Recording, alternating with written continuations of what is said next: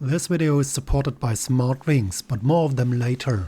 A client sent me another carbon frame, this time a Colnago V4Rs, and his goal is to strip the frame to raw carbon and then apply an Italian design. And my first step is to check the frame and then recreating all the decals, the UCI labels, the serial number, and of course the Colnago decals, the down tube decal. And to do that, I'm using a software, Adobe CS and especially Adobe Illustrator. Yes, I have to do all that by hand and myself. That takes several hours to create all these decals. And when I've done that, it's time for media blasting. Yes, media blasting is the only way to go if you like to strip carbon. It would take forever if you like to do it by hand with sanding. And if you are professional, nobody would pay for these days of sanding.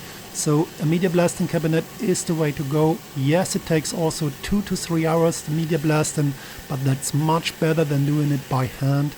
And we remove not only the paint, we remove also the filler. So we have to reapply the filler afterwards. But at first, let's remove the factory paint.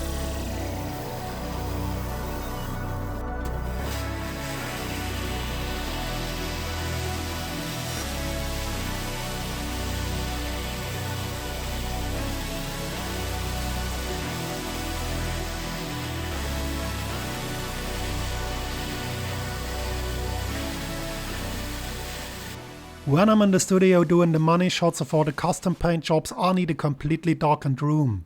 For the past 15 years I've been struggling with cheap IKEA blinds that constantly get tangled when rolling up.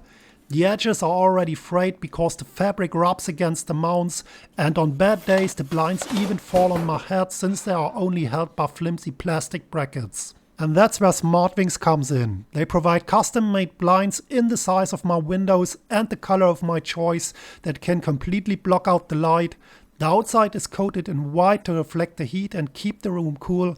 And every blind comes with a built-in motor. And the best part is, I don't even need a power outlet to run them.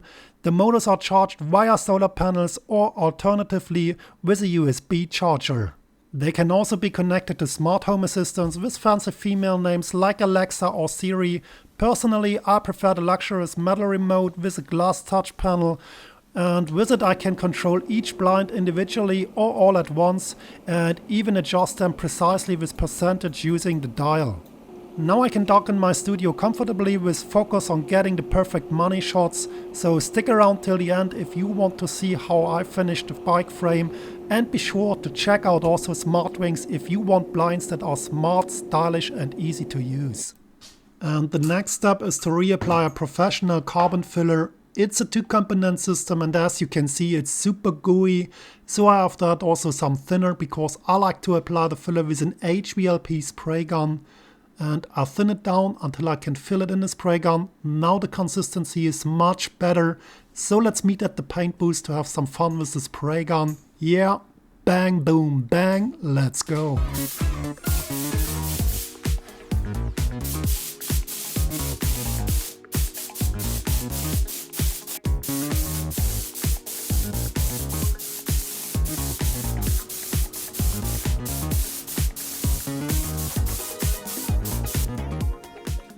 Yeah, check out the frame and the fork, but now it gets super hard. The frame looks glossy, but it's not done yet. It's time for the first wet sanding party, so I have to pick wet sander on my wet sanding bucket as well. And of course some wet sanding paper. I like to go with 600 grit. I have to wetten it.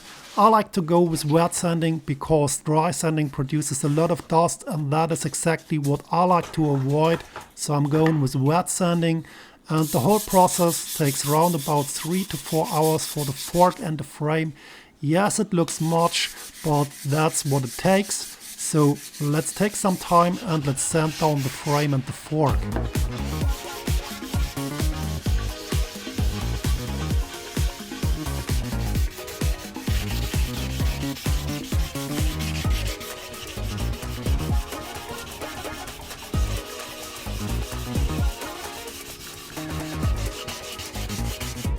And if you think I'm done, you are so wrong. I have to play this game again.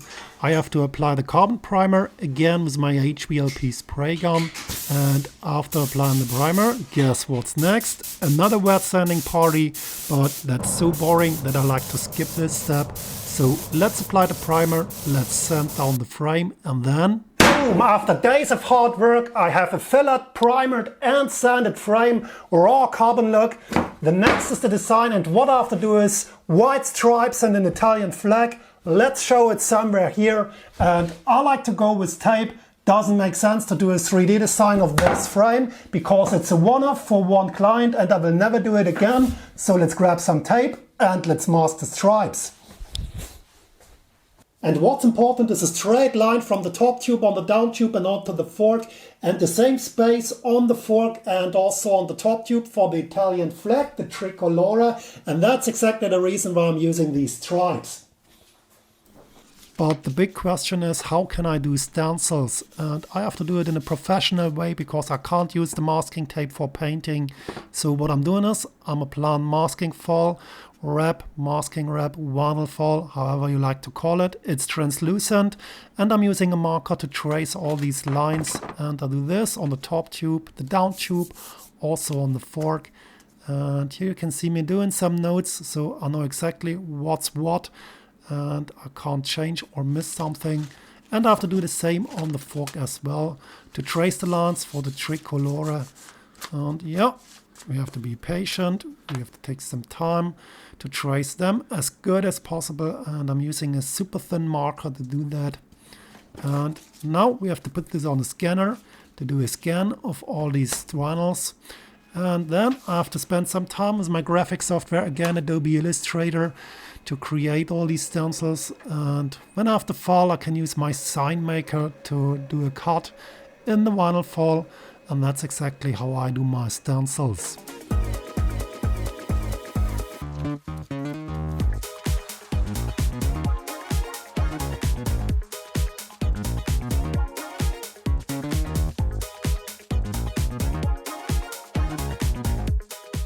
Yeah, I applied all the masks for the white stripes. And now a quick tip, don't use masking tape to mask the huge areas.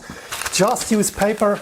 It's much quicker because you don't have to peel off all the masking tape afterwards, which would take maybe an hour. So save some time, use paper for the huge areas. And then it's time for the paint booth to apply a pearl white color. Time for the paint booth.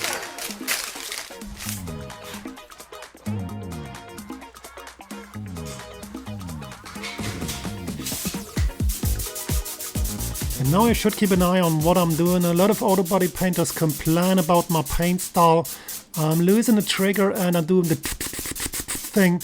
And I'm doing exactly this for a reason. And the reason is, if I'm doing a full splash, a full cover the first time, the color will leak underneath the masking tape. And to avoid leaking underneath the masking tape, the things is exactly what you need. And that's my technique for more than 20 years. And as you can see, sharp edges when I remove the masking tape.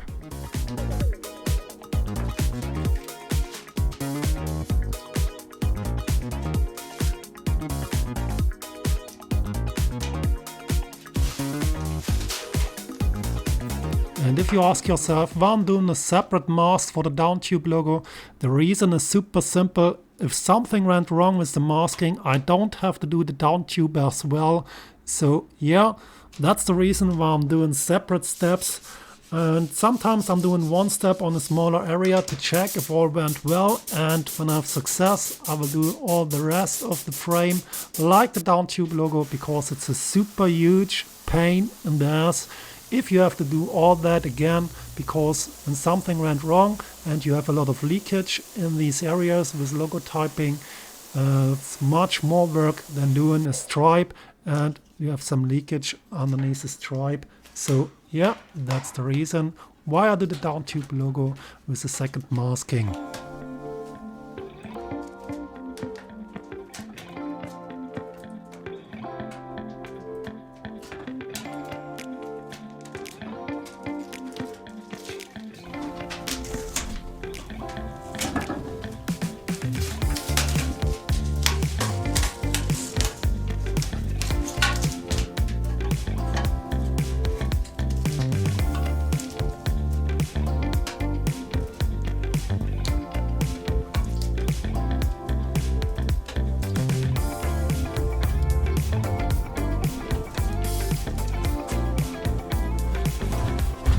Next step is a wet sanding party. Why? Because of gaps. When we are going from the darkest color like a black to the lightest color like a white, we have a gap. And what we don't want is a gap. So we need wet sand rider, wet sanding bucket and 800 grit, some hours of time, and then let's do the sanding. Yes, I did a 2K clear coat in between to fill the gap, but it's not perfect for me. So I'll do the light sanding. Not everybody does it, but I do it, and that creates super high quality.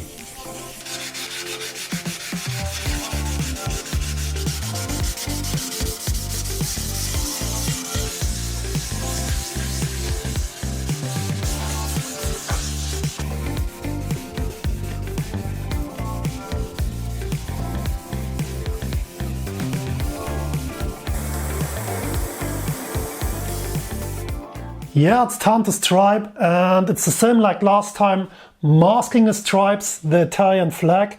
But this time I'm going with an airbrush because these are only small areas, and some acrylic paint, link in the video description.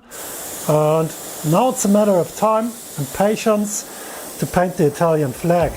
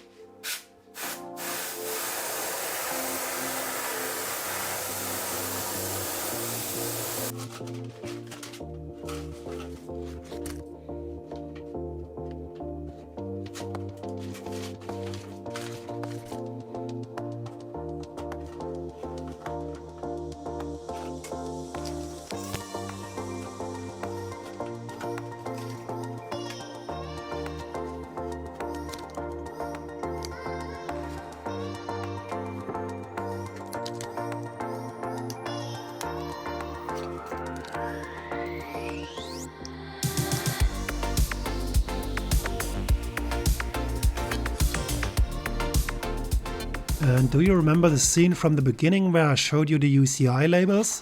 Now it's time to print them. So I use a special water transfer paper. I printed all the UCI labels. Now I have to put them in warm water. I have to wait a minute. And what's left is only the decal. And now it's time to place it on the frame. And it's super easy because it slides, so I can reposition all these labels. And then I have to wait until they dry. And yeah, what I can use is a towel to remove all the water underneath the decal. That helps a bit. And after 1 to 2 hours, it's time for the clear coat. And the last and super important step in every painting game is the clear coat. And I'm using, like every time, a 2-component high solid clear coat. And I applied 2 layers with a delay of 15 minutes in between. And yeah, this time it's super glossy because that's what the client wanted.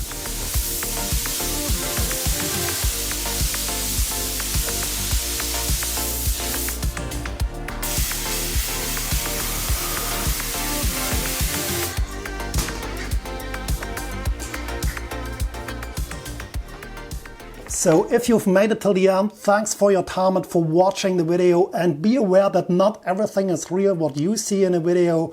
Don't mess around with professional paints. They are harmful to your body and your health. Yes, I'm making fun of these things, but I'm a pro for more than 20 years and I'm wearing safety gear when it counts, and you should too. So don't do these things you see me doing in a video. And yeah, see you in the next one. Goodbye.